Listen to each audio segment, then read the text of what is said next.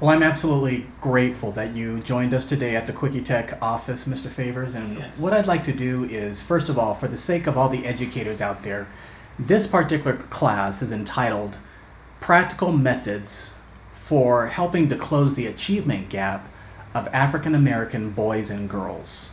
And so the reason why we have you here is because we'd like to get your perspective on how you yourself as an African American boy were raised. What were the factors that helped you with academia? And what would you say not only to African American boys and girls in this country, but also what would you say to teachers who all over the country are trying to reach out to African American boys and girls in order to close the achievement gap? So I'm going to be asking you a few questions, but I'd like to begin by just asking that you introduce yourself, mention the K through 12 schools that you went to, also mention the college that you went to, and where you were born. Okay. My name is Reggie Favors, and I was born in Kansas City, Kansas. I attended Quindaro South and Dunbar South and Quindaro Elementary Schools, and I went to Northwest Junior High School and Wyandotte High School, and I attended Harvard University and Northeastern University. Outstanding. The first question I'd like to ask you, Mr. Favors, is obviously this topic with regard to the achievement gap, however it's defined by different professionals and researchers across the country, is a very real thing. When you look at how African Americans are doing in academia compared to their Asian and white peers, it's very clear they're not doing as well. And so I'd like to ask you this question. Why do you think there is a crisis in America in terms of the poor performance of many African American boys and girls? Well, I have not studied this matter in the present, but this sounds like the situation as it was when I was going through my junior high, high school, and university education. And at least what I observed at that time was that with many of the ones that were in African American families, that there was not the fostering in their family life, in their homes, for higher education and excellence in academic performance. Interesting. And so you speak about a time that was in the past, but you see a comparison to what it is in the present.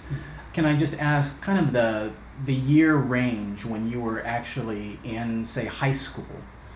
So I was in high school from 67 through 70, 1967 through 1970.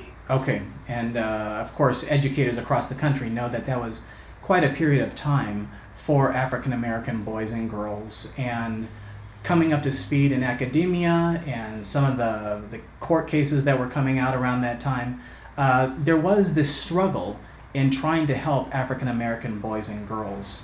Can I just ask a more personal question? What were the factors in your personal life that encouraged you as an African American boy toward academic excellence?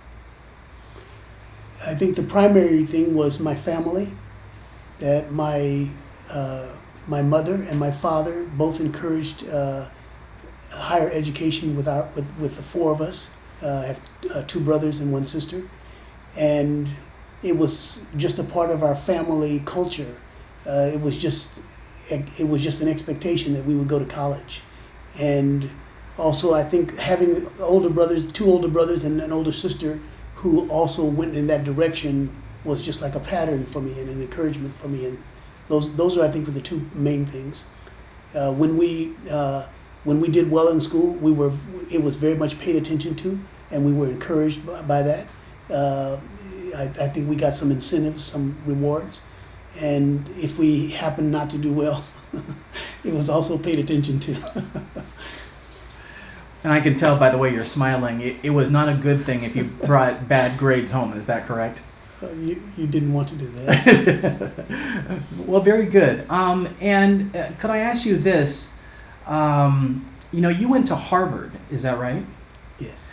And can you talk about just your study habits that you had for going to Harvard? Obviously, parental encouragement at home is helpful, but there must have been some other characteristics, whether words that you heard from a coach in high school or from a teacher, that were also factors that really guided you toward very high academic performance.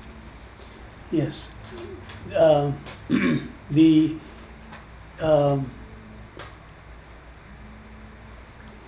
the main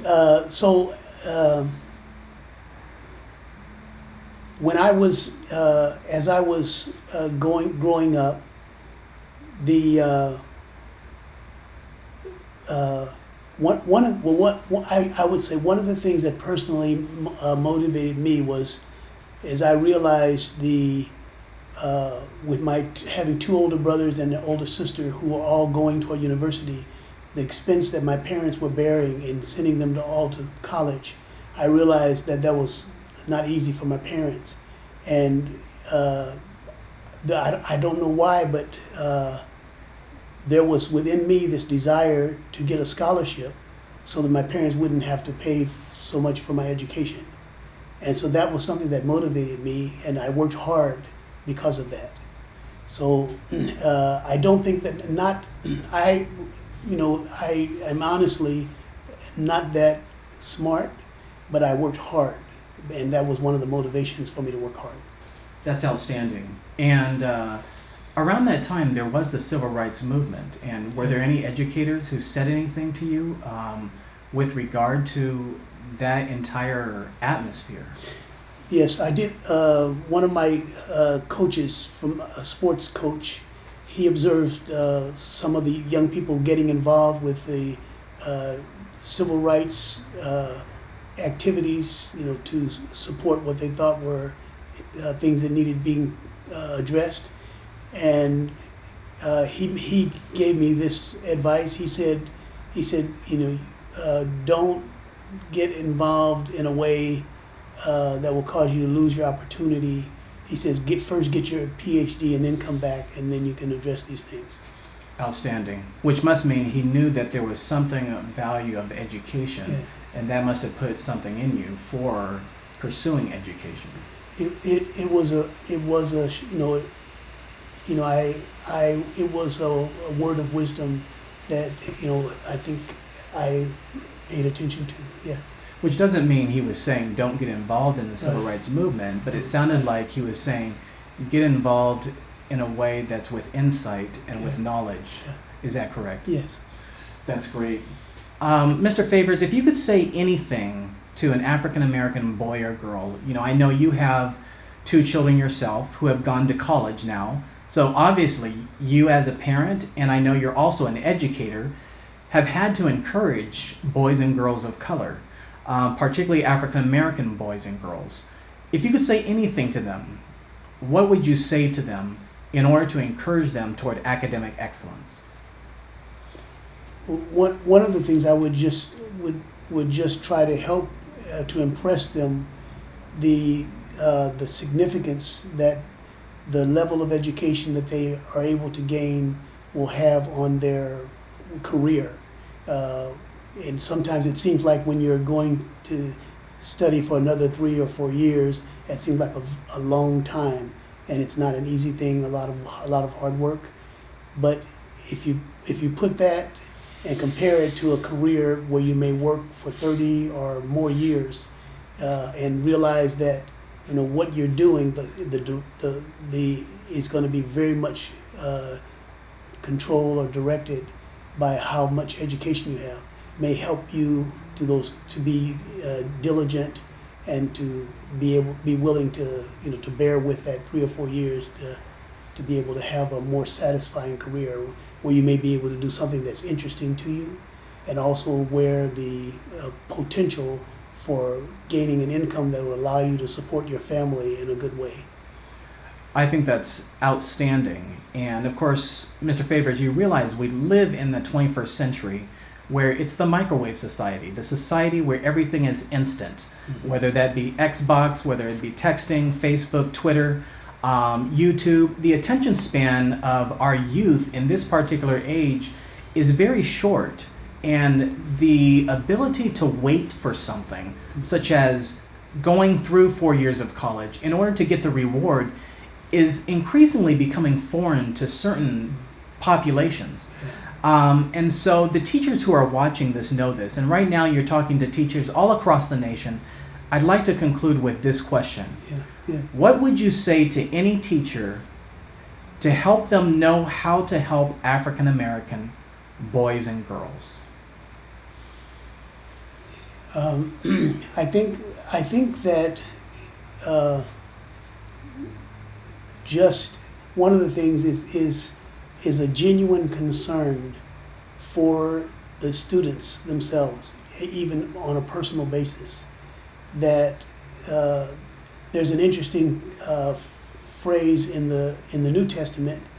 It talks about a category of person who is a shepherd and a teacher, and that the teaching and the shepherding really go together. The concern for a person, the real care for their doing well, for their finding their niche or the thing that they can do well.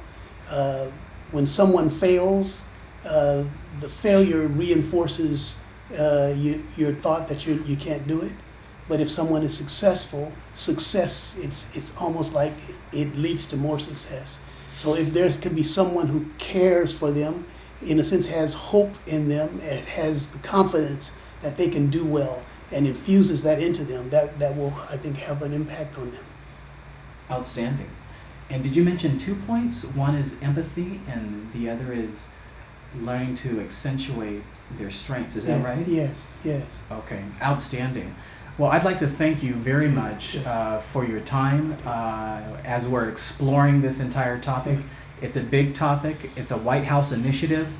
And we're so thankful that we can interview people of different generations to get a clearer bird's eye view and perspective of how we can reach this demographic of young people for the future of America. Thank you, Mr. Favors. Thank you.